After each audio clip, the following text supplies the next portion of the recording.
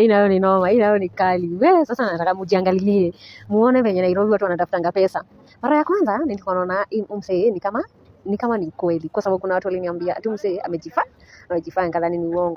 Sasa ile the fun thing eti huyo msee alikuja akajiangusha tena place nyingine. Sasa nilikuwa raundi zangu tao nikampata place nyingine. Sasa nikamwona msee ndaamua kumwangalia. Sasa huyo msee imagine mimi nikasimama tu hapo. Mimi nilikuwa nasia tu kucheka juu nilikuwa naona tu wase wanafanya PE. Sasa hebu cheki mzee venye anafanyishwa PE manze. Cheki ati anamgeuza, anamlalisha sides, ati ndio arudi poa. Haya mimi nilikuwa tu hapo, mimi tunategea tunajua okay fanyeni kazi mkimaliza. Sasa msicheki venye hadi anatetemeka. Okay, ikarairo mazejo imekosa do mpaka wase wanaamua kuhustle na hii design. Alafu mazejo sasa mimi kitu yenye nilikuwa nashindwa aje. Msee kuna tablet anameza tablet fulani hivi, alafu akimeza anaanza kutoa hiyo mohoyo sasa na mdomo. Sasa anakalika msee mwenye yako na hiyo ugonjwa. Haya msee wangu akaendelea kufanya PE akamaliza. Venye aliona namaliza akasema amushwe akalishwe chini.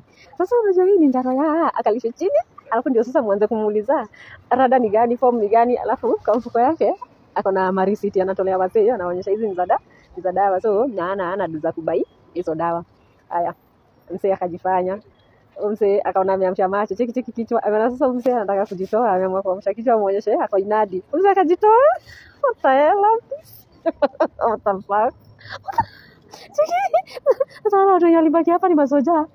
Cheki nataka kuangalia macho niambie msee mwenye alikuwa na dedi. Hii ni macho gani ya msee mwenye alikuwa na dedi? Sasa akaangalia, akashindwa. Sasa msee ameenda wapi? Watu wenye wamebaki hapo ni masoja tu wale wa akakalishwa chini. Akaangalia, akaniona. Unajua hiyo time nyingine bado alifungua macho akaniona juu nilikuwa hapo pale alikuwa amejiangusha. Akaingia kwa mfuko akitaka kutoa dawa, akaona akitaka kutoa marisiti, akaona hata kuna mtu mwenye anamuuliza ati yeye ni mgonjwa wapi ama ni nini anadai. Ma disappointment.